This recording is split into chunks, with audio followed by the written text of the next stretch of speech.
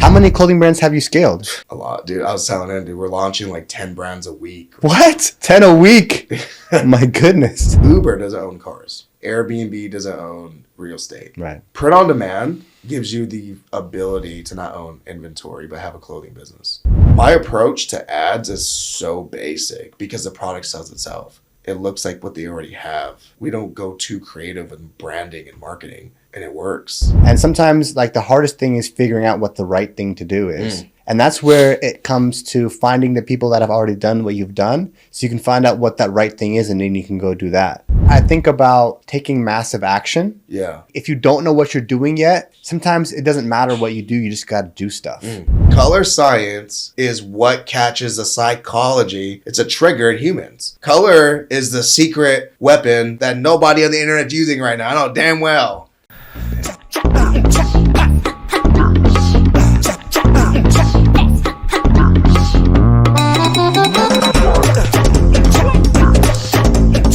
Welcome back to another episode of the A-Lister Show. On the A-Lister Show, we bring in movers and shakers, entrepreneurs, people doing interesting things in this world. And today's guest is right along those lines as usual. We have an amazing guest today. His name is Joe. He is an entrepreneur, podcaster, and we're going to dive right into it. Joe, how you doing today? I'm blessed, man. Appreciate you having me. Wonderful. Right off the bat, I'm going to ask you, what's one of the biggest adversities that you faced in the last 5 years of your life? The biggest adversity, and this is just like, because I'm a father, and like if I, like, prior to kids, it'd be something different. But as a father, the biggest adversity is making sure my kids know who I am. Because building businesses and traveling and always be, you know, when you're running a podcast too, like you're busy, like you're constantly always booked, and like it's a grind. And my biggest, and still today, this adversity I'm facing is, am I showing up as a father for my kids? Despite my chaos, despite, you know, how much I need to keep grinding and creating and being, you know, staying progressive, like, am I still a father? You know, so I live in Vegas, I'm here in San Diego, and I'll call my wife and kids like every 30 minutes. You know, after this, I'm probably going to call them, spend to let them know that I still want to be in their life. Yeah. You know, because as a kid, when I grew up, my dad was never there. He was trying to, you know, build his business, grind. And although in his mind, he's like, I'm doing it for you, for me. In my mind as a kid, my dad wasn't around. So I don't know who my dad is. Yeah. So I think for me, that's my greatest adversity I'm still facing till today from the last 5 years. How many kids do you have? 3, 5, 3. 5, 3. So it started 5 years ago. My wife gave birth to my son. So that's it's the 5-year adversity. I'm still, and I don't think it ever goes away, you know, but it's one of the greatest adversities I'm facing. Yeah. And you're very accomplished, and we're going to get into some high-level stuff in a moment for people that are interested in upping their game. Yeah. But before we do that, I'd like to know if you can tell us why people should listen to you and what you've accomplished, some kind of credibility things that you've accomplished. I mean, number one, like, I'm a person that I don't really care about accolades, but I do understand that it matters. So at 14 years old, look, if you go to YouTube and you search "Don't Drop That Thun-Thun-Dun," right? And you look at the brand in that music video, that's my clothing brand. So when I was a kid, at like, you know, 16, I don't know what age I was, but I had "Don't Drop That Thun-Thun-Dun," those artists, the Fanatics, wear my clothing brand. And then from there, Ortega wore it. All these rappers wore it. That's what built my success. That's what built my recognition. From there, I went on to like working with Burner. I've launched Cookies, it's a clothing brand back in 2013. I launched their brand. I designed it. I launched it in Magic in Las Vegas at a convention. I've worked with Tyga. I've designed Last Kings. I've launched Last Kings. He launched, you know, all over Tilly's, and like I've done a lot of the retail products. I've designed it. I've handled I didn't manufacture it, but I handled the manufacturing and like the management of it. So I was on their team. At 18, 19, I've done design for Pigeon. So if you know clothing, like there's a brand called Pigeon, like Staple Pigeon. Worked with Diamond Supply. I mean, I've worked with every streetwear brand you could think of. Us versus Them, Diamond Supply, Staple Pigeon, like even here locally in San Diego, Five and a Dime. I mean, Us versus Them is like a San Diego legend too. I mean, I've done a lot of stuff in the clothing space. And then I've also worked in like the personal development space. I've done things with Eric Thomas. I've done things with Les Brown. I've done things with Greg Reed. Like, the accolades is a lot, man. But I think the reason why people should listen to me today is because I've gone through so many challenges that's relatable. I've been homeless, dude, many, many times. I've been homeless with kids. At 22, I lost everything. Like, literally, I had everything, then I lost it. With a wife and 2 kids. And you should listen to me because, number one, if you're not where you want to be, doesn't matter if you're homeless or if you're financially successful, if you're at this point where you're not where you want to be, you need practical advice. Because practical advice is what is necessary to get from stagnant to flow. Because once you're in flow, and flow means you are taking action that's actually getting you somewhere. To get there, you need practical advice. Yeah. And I think my biggest accolade is I was able to go from homeless 2 years ago with a wife and 2 kids to clearing almost 7 figures in where I am today. And my life is completely different. Mm-hmm. Despite everything I've been through, all my accomplishments, nothing trumps what I was able to do in the last 2 years.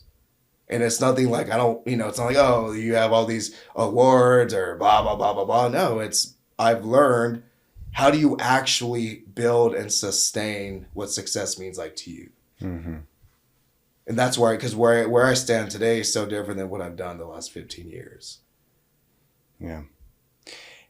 So over the last 2 years, you went from being homeless to now clearing close to 7 figures. Yeah, my business. And what is your business today? So my main business is I help launch and scale clothing brands. That's been my bread and butter for 15 years. And a lot of entrepreneurs, either they want to get into the clothing space or they want to own an asset, because I'm able to manage and grow assets because we own a manufacturing business. So we print, we embroider, and we ship products. So we hold quality control for our brands. Mm-hmm. So that's one of my main businesses. I started it when I got back on my feet in 22, and it has grown from nothing to one of the greatest assets to people in the clothing space. Hell yeah, I love that. Congratulations, bro. Yeah, thank you, man. How do you do that? What does that even entail? I mean, a lot of people are out there trying to make a clothing brand. They make an Instagram. Yeah. They make a couple of shirts. They give away a bunch of free shirts. And then they have a bunch of boxes of T-shirts sitting in the garage. Yeah. And now they're trying to slang T-shirts at the back of their car. Yeah. To anyone that'll take them. So what's the difference between someone like that and someone that's been able... How many clothing brands have you scaled? A lot, dude. I was telling him, dude, we're launching like 10 brands a week. What? 10 a week? My goodness. Yeah. How do you even find 10 brands a week to launch? That's nuts. Yeah. So what makes a difference between somebody that is actually going to make it or somebody that ends up with boxes of shit in their garage and never sells a single shirt? Well, I can tell you is the person that's going to make it is the person not buying inventory. Isn't that life though? You said what? Isn't that like life? It's like sometimes like when you... if you're scared to get going, sometimes like when you make that purchase, now you have to make it work because you have a box of something that you got to sell. True. No? No, okay. Not true. Well, true, but not true because let me say this. Uber doesn't own cars, right? Mm-hmm. Uber doesn't own cars. Airbnb doesn't own real estate. Right? Print on demand gives you the ability to not own inventory, but have a clothing business. I own a premium print-on-demand manufacturing business where we launch and we create premium products. So number one, if you want to get into the clothing space, don't go traditional. Don't buy inventory. Because if you don't know what works and you're just guessing it because your mom likes your shirt and your girlfriend thinks it's super cute that this tank top that you designed, she wears it to sleep and you think everybody's going to be like your girlfriend and want to wear this tank top, you're wrong. If you never made 7 figures in clothing, you don't have the validation to guess, or not to guess, but to decide what's going to work. Because it's a fair statement. I really do believe in any business, if you never made 7 figures, you're not the expert. You should be seeking from someone who is, because they know way more than you. Mm-hmm. And wisdom is currency. So in clothing, as practical as dude, it's just a t-shirt. Like how hard can it be? It can be very hard. Yeah. Because for me, I look at it from a systematic approach. I don't look at it from a creative approach. I look at it from a systematic approach, and that's the difference. I don't think creativity creates scale.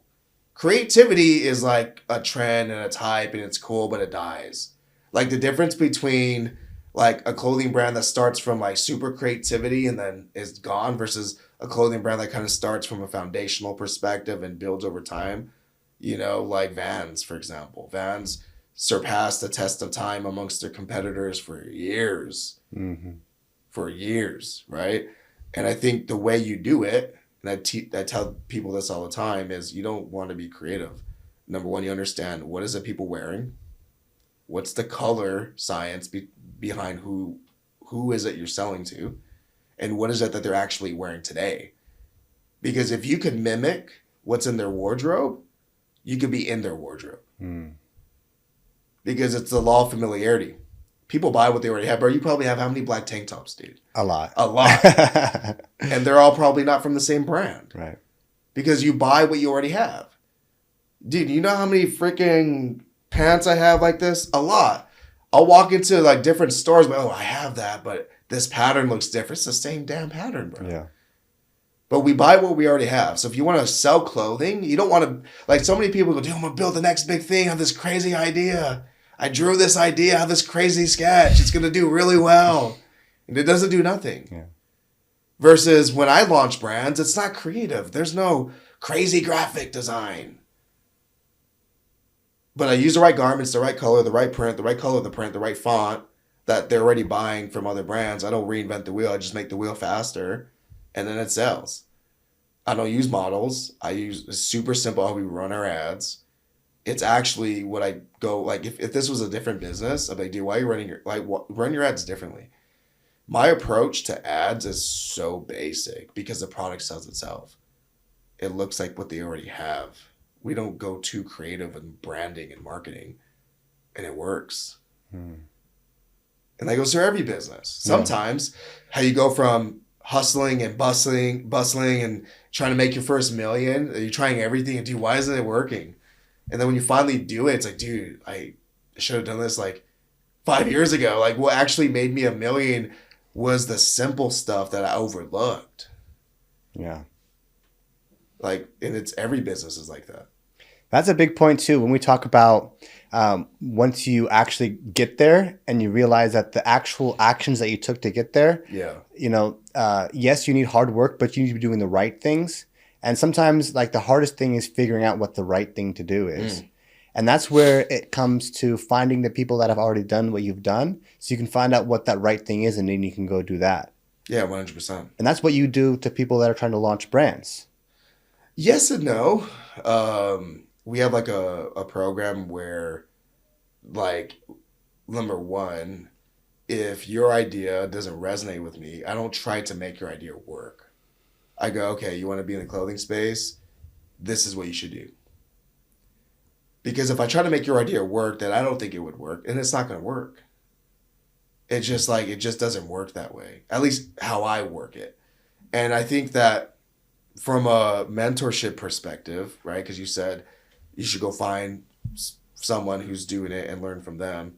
Well, here's the thing about like learning from someone else. Sometimes you do need to do it yourself and go through the conditioning process and then go back to what you learned in the beginning, and then it starts to work. Because as humans, like, even though you take my formula, you may not be at the right time to implement it. So it's kind of hard. It's kind of contradicting everything, and I'll explain why. Let's just say we all know who Grant Cardone is. Okay, so Grant Cardone, this billionaire real estate guy, right? If I go, Grant, how are you doing these deals? I want to do what you're doing today. What are you doing today? And I try to do what Grant's doing today, I'm going to kill myself. I don't have the capacity, bandwidth, or mental strength to do what he's doing today. But if I were to go to Grant Cardone 25 years ago, when he was here in La Jolla, haven't made his million yet, but he's about to, and I ask him, Grant, teach me what you're doing, I will probably be able to do exactly what he's doing. Mm-hmm. People need to understand, it's like, we have this idea of like, I want to look for the best of the best. So I'm going to go to the very top. Think about this. If success was that easy, everybody would be successful right now because there's so much mentorship online. There's so much accessibility, right? There's so many podcasts with so many conversations and so many courses, so many coaches, but yet I think there's so much failure happening right now. People are quitting. Dude, I've been seeing people online that I've known for years going back to a job. I'm like, dude, weren't you doing this before? It's like, dude, I got burnt out. People are getting burnt out because they're trying to compete at a high level where they never even mastered the low level. They're trying to be a Grant Cardone. They're trying to go on stage and close $1 million from a stage, yet they never closed one deal on a stage. Mm-hmm. They're trying to, make $1 million, but they never made $100,000. When you're pacing yourself, and that's what I had to learn, is stop moving so fast and pace. So going back to that point, mentorship is so important, but understanding where you're at and who you need to get mentored by, because new information is important. But if you know what piece fits your piece, you're trying to find the missing piece to your puzzle. Mm-hmm. Like, this analogy is really good for this one. Missing piece to the puzzle. There's all these pieces. Which one fits for the puzzle you're doing? If you're trying to make your first $100,000 in real estate, Grant Cardone may not be the mentor. Might be the local real estate broker that's right down the street. Mm-hmm. To learn how to do that $100,000, right? You're trying to build a, $10,000 a month clothing brand. I might not be it because I think way too big. I'm gonna give you advice that's gonna, hurt you. Go find someone that's that's doing only $10,000 a month in their clothing brand, and ask them how they're doing it, because their advice is gonna be so different than mine. Their advice, someone who's doing $10,000 a month, is, dude, do all these reels and do it organically, bro. You don't need to run ads. Versus me, I'm like, run ads, work smarter, use your leverage, spend $10,000 a day, bro. Let's go. I'm gonna hurt somebody who's never done it yet, because that's where my mind is. That's where I'm thinking. But the person at $10,000 a month organically will not run ads. Mm-hmm. So they need a scale. Yeah, Does that make sense? Yeah. So tell me about what running ads looks like for a clothing brand. Because a lot of people could just start running ads, and if, obviously they may not convert and they're spending money, so what makes profitable e-commerce or, ads in the clothing space? What makes profitable ads in the clothing space? Well, one, so from an ad perspective, right? You look at KPIs, right? You look at return on, ad spend. You look at data, pixel data. You look at add to carts. You look at, where's the data? What's the movement after they click an ad? You're looking at clicks. You're looking at all that. You're looking at everything that happens outside of social, right? I'm assuming you run ads and you handle all that and you get it. But for me, I look at what's happening on social media. I look at how many saves am I getting? How many shares? I look at the comments. I look at the quality of comments. I look at how many profile visits and follows I'm getting. I don't care what happens on my website. That means nothing to me. And this is going to sound like, dude, what are you talking about? You're making no sense. I'm going to make sense right now. I use ads as a form of organic growth. Because in the clothing space, what I've noticed is the more shares I get, it's like a domino effect. If I share this Be All In t-shirt to a friend. Say, dude, that's fire. I got to send this to someone else. I want shares. I'm paying for shares. Because the moment I turn my ads off, that one ad is still being shared, dude. It's still being shared. I want organic growth. I don't care about how many clicks I'm getting to my website. That means nothing. If an ad gets 20 to 30 shares in a 3-day window, it's going to scale and it's going to sell like crazy. And it always does. The return on ad spend, I look at that as a KPI. The ROAS goes from $20 a day, so I always launch at $20 a day. And then if I see that 20 to 30 shares, I know whatever I increase it to, it's going to have 2-3x. Easy. Easy.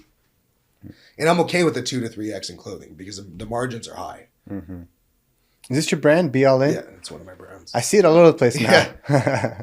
A lot of podcasters are doing it. And I love the brand, man. Be All In, like Ballin', Be All In. Yeah, Brandon's one of my partners. Okay, is he? Yeah. Okay, but yeah, Brandon and a couple other people too that I see it. And no, it's dope, man. I love the message.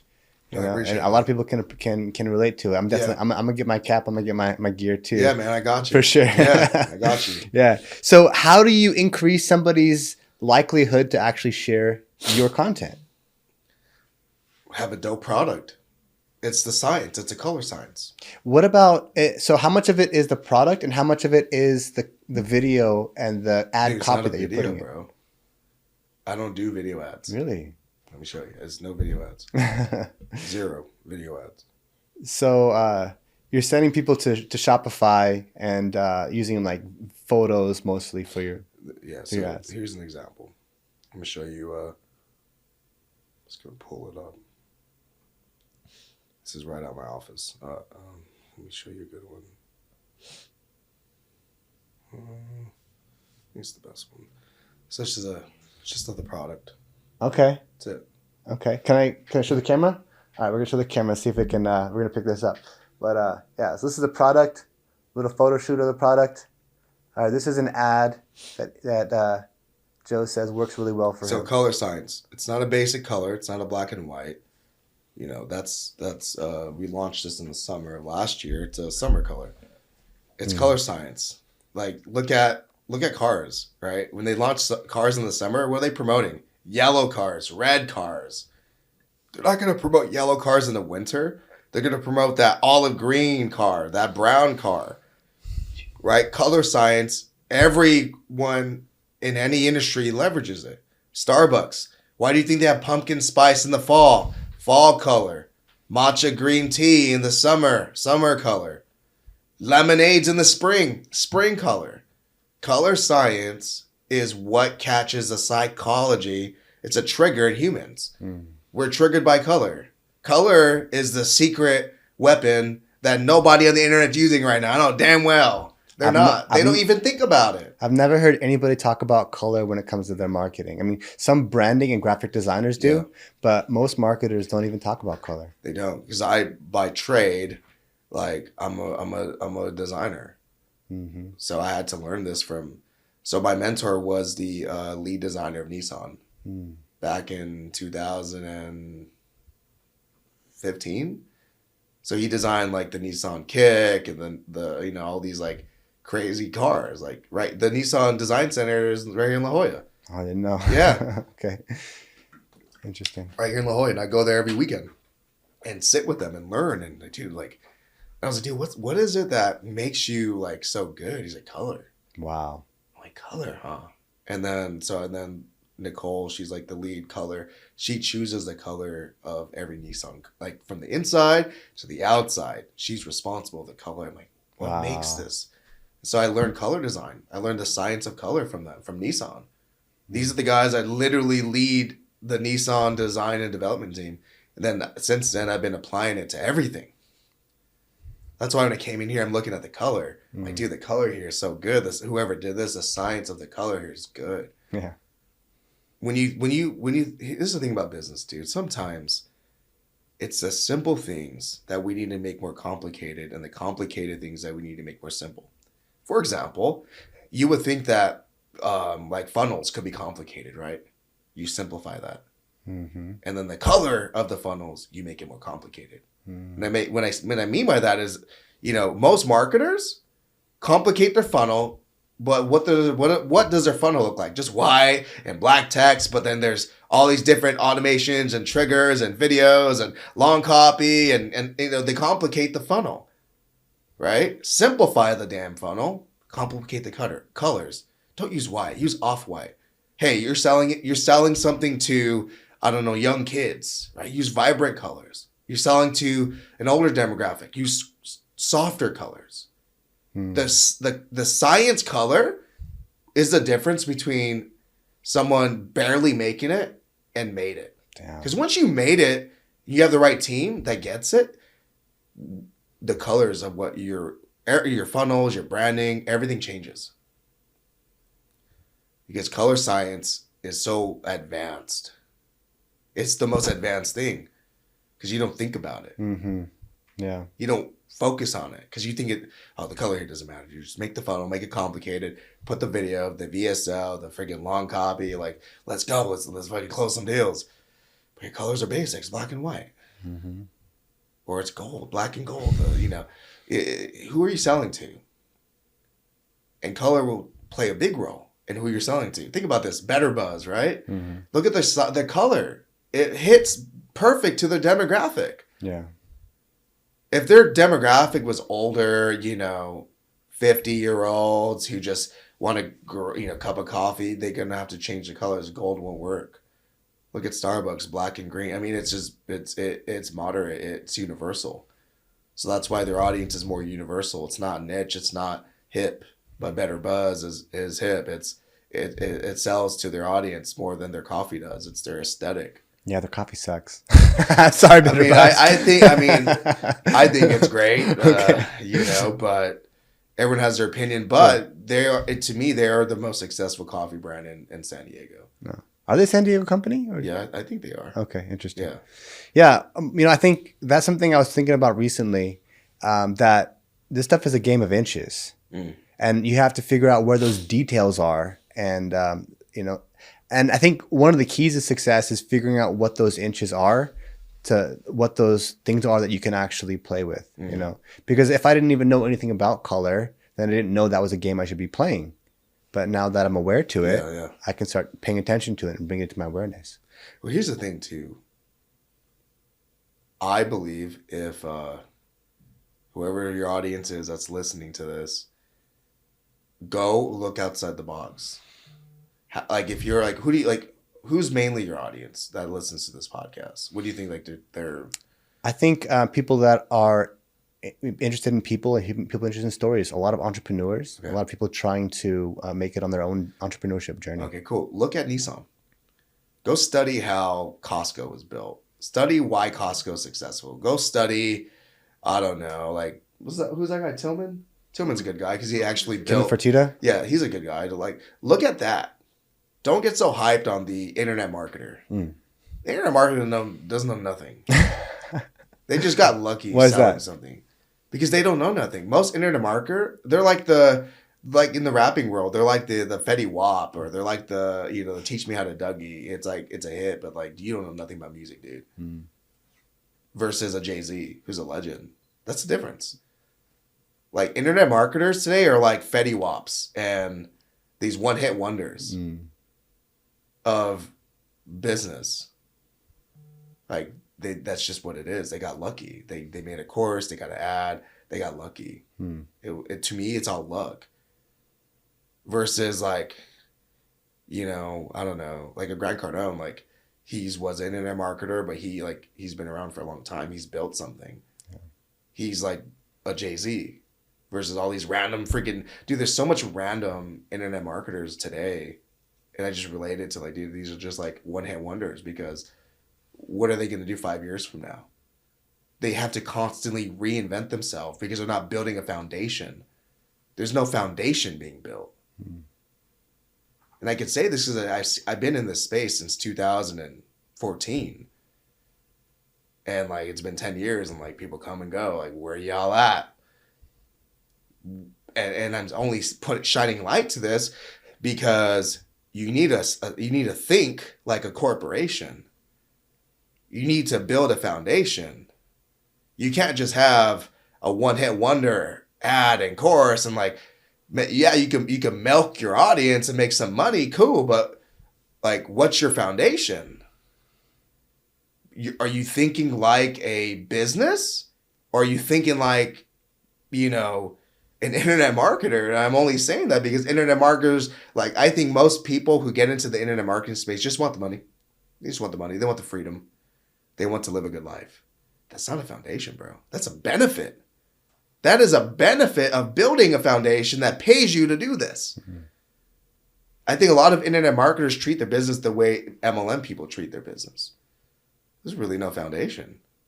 They just try to get lucky, and they grind and they sell, and there's no foundation. And I'm only saying that because the foundation, what I'm telling you, is how are you turning this into a business? Do you have capacity? Do you have people helping you? Are you thinking outside the box? Are you studying big business? Are you studying the next internet marketer? Because business, one of my mentors, he tells me this. He says, business for every 10 years has the same principles. Same principles. You look at every generation, every 10 years. Every big business that comes, every big business that goes. The ones that make it share the same principles. The ones that don't make it, they don't have principles. There's no foundation. And like, I kind of gone through this roller coaster the last 15 years, and every time I hit success and kind of dipped, it's because I had no foundation. I wasn't thinking really long term, and I wasn't obsessed of every part of what I'm building.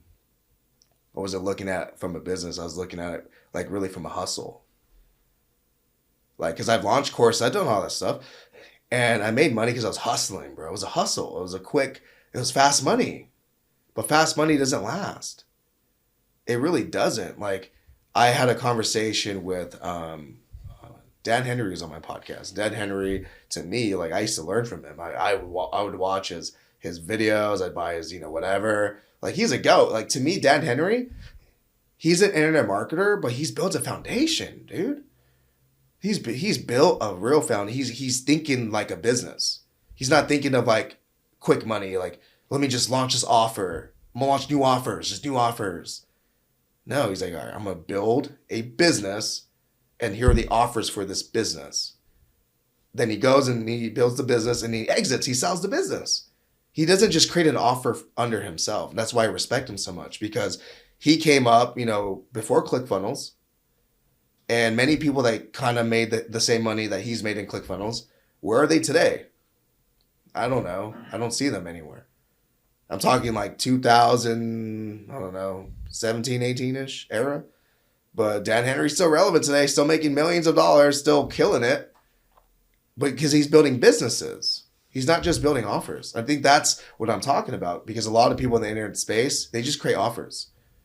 That's it. They're just creating offers. And they sell the offer, they fulfill or they don't fulfill. I don't know. But like, then they create the next offer. And then in the course of like a year, they went from like selling this to doing this, then doing that, then this. And then the year, like, dude, what do you do? And then they don't know what they do. Mm-hmm. They can't even tell you what they do because they've sold so many different stuff. So I'm just saying, to like kind of wrap this, I'm just saying, like, think bigger. Think like a big business. If you're in business, go big. Don't just hustle, man. Like, we all know you want the money and you want the freedom, but you ain't going to get that in business. It's going to come. Like, to really experience true freedom will come once you build your foundation. But if you're in business for freedom, don't be in business. Don't be an entrepreneur. If you want good, big money and freedom and lifestyle, don't be an entrepreneur. Because you ain't going to get that until you really deserve it. Be an entrepreneur if you want to really impact people. You want to build something world-class. You want to create real legacy. You want to see people using and wearing and experiencing, a real experience through either your product or service or knowledge. Like, that's why you're an entrepreneur. But if you're an entrepreneur for freedom and luxury and lifestyle and balling out and all, all that stuff I'm not saying it's not nice. It's nice. But you ain't going to get that. And if you do get it, it comes with a price. Because if you don't really understand business, you just understand hustle, you get burnt out. And there's always a ceiling. But if you understand business and that's what you're building and you're working towards, then you're able to pace yourself. And now it becomes the journey of 1,000 miles. Mm-hmm. So my mentor says, Joe, what's the journey of 1,000 miles? What's the first step? I go, the first step is to take the journey. He's like, yes. How do you stay in the journey? I go, just keep taking steps. He's like, no. To stay in the journey, because you may want to stop, you may need to stretch, is you have this mindset of you're in the journey. When you drive, you don't go, man, I got to get some gas, so I'm going to stop. I'm not going to go to the destination. Your mind is focused on where you're going.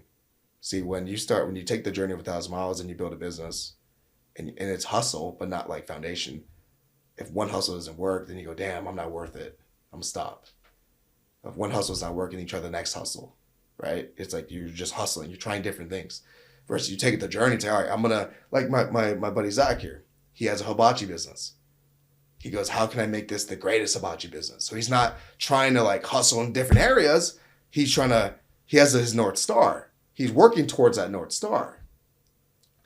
So he's not hustling. There's a foundation. So in 10 years from now, he may use a ClickFunnels to market his business. He may see these shiny objects, but he's using it for his advantage because he has a foundation.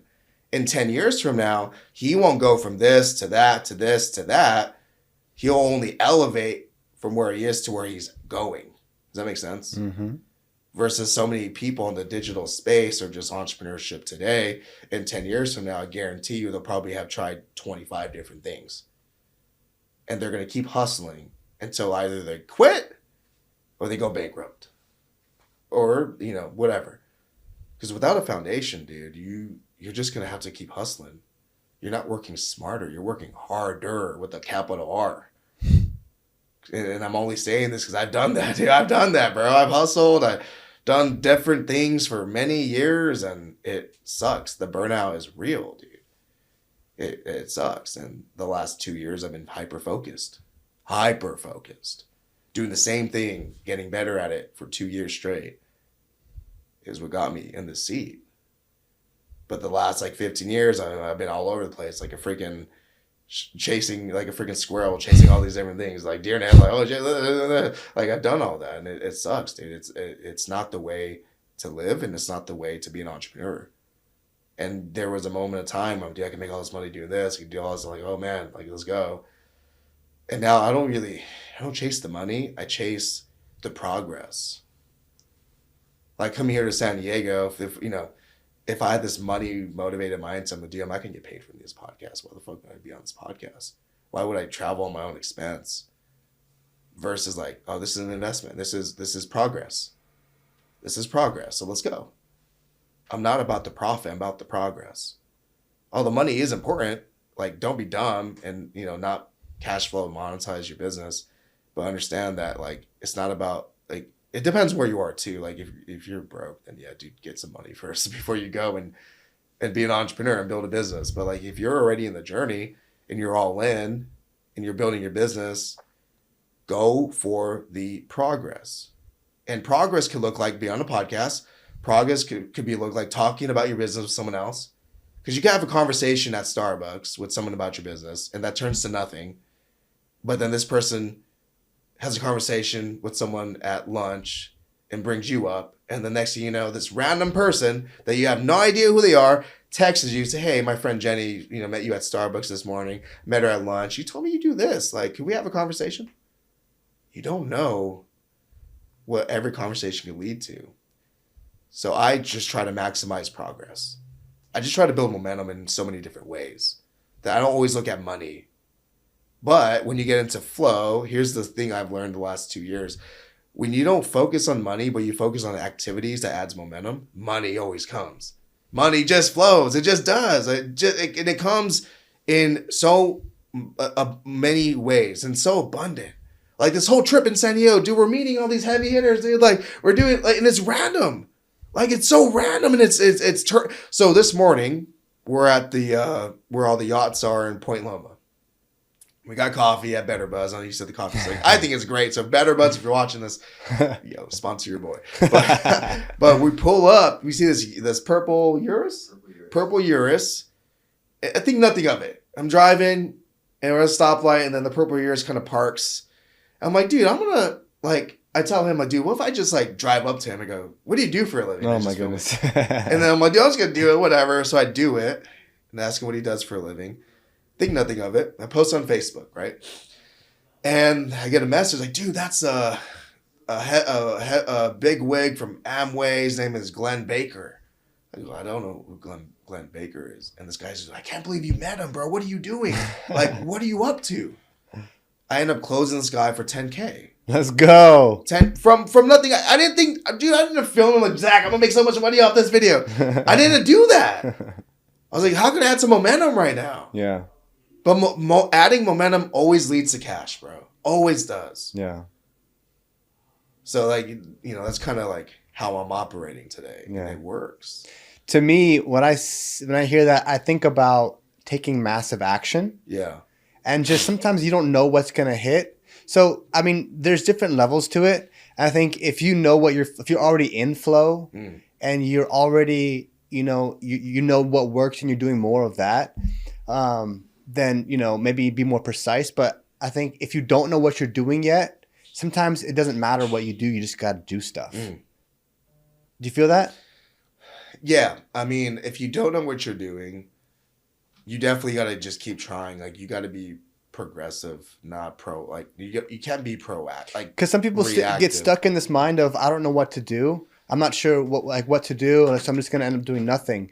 But the people that I see that do the most stuff is they just go out and do stuff. They make things happen on their own terms. They say, I'm not sure if this is going to work, but I'm going to go out and do this. Yesterday, I had this event. Yeah, right? yeah. I've done a few events. Congratulations, by the way. Thank you. That was a cool turnout, right?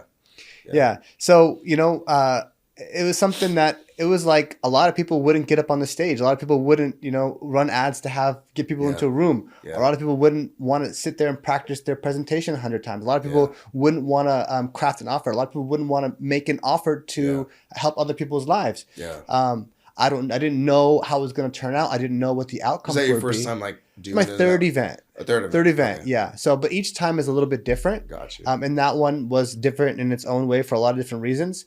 But you know, to me, one of my themes is, you know, massive action. Okay. So just take action. You got to keep trying things. And sometimes if you're stuck and you don't know what to do, it's just like, what can I do today?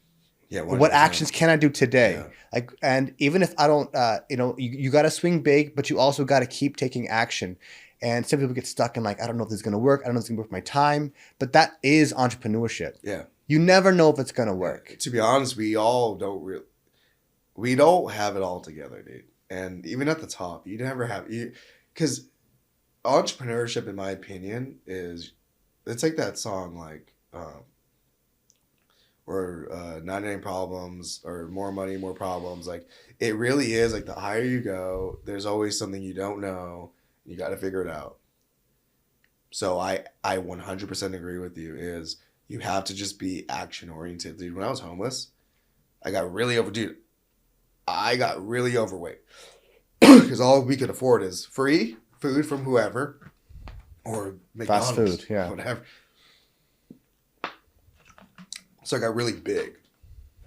I weigh like 245 right now, and I'm on like a no carb diet, but not in San Diego. Not in San Diego. You got it good, bro. I ain't gonna lie.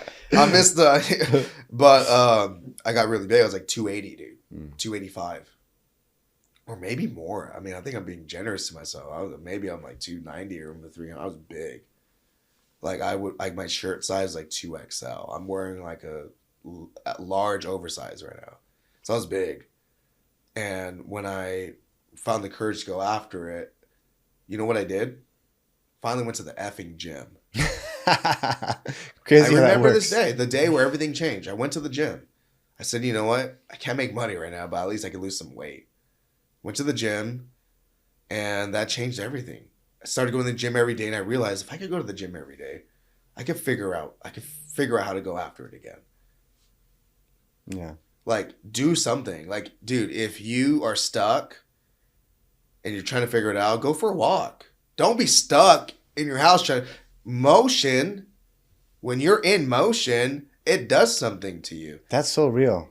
Isn't that? Isn't that Yeah. crazy? Sometimes I'm like sitting at home and I'm like, or like at the office and I'm Yeah. like, okay, I got stuff to do. Like, fuck, what's the biggest thing I can be doing? What's like the most important thing? I know I have all these things. And then I'll get in the car and I'll start driving and I think, damn, I got to do this. I got to do this. I got to do Yeah. this. These are my priorities. What am I doing in the car? I got to write this down. Yeah. And when I get back to the house and I'm sitting in front of the computer, I'm like, what do I got to do again? Right.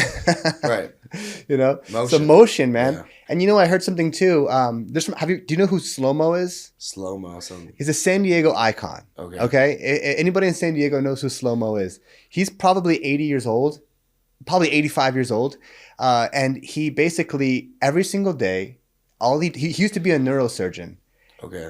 And now every single day he rides his rollerblades all across the boardwalk back and forth. And he does it in slow motion. What? I've never seen him a day in my life. He's a San Diego icon, bro. If you hang out Like, my on whole Mission life. Beach, I've never seen him. That's crazy. and so, and he, you know, he's done interviews and stuff, and he talks about how, like, you know, kind of like even motion actually creates the endorphins, like the moving back and forth. You know, that's why when you hit the accelerator, you're like, you know, Yeah, like yeah, there's yeah. actually like there's a physiological change that happens when like the brain experiences motion, yeah. and it releases endorphins. Yeah. I would agree with So that. being in motion is a big part of it. So getting out for walks, you know, you just anything, working out. That's why you feel so much better. That's why things can Yeah. happen, Yeah. you know, when you're out. But when you're stuck inside at home, and that goes back to taking massive action. Yeah. It's really hard to take massive action when you're sitting at Well, home. massive action doesn't need to look like a big event. No, not at all. So I think like because people get confused, like, damn, how do I take massive action? They go, how can I do something real big?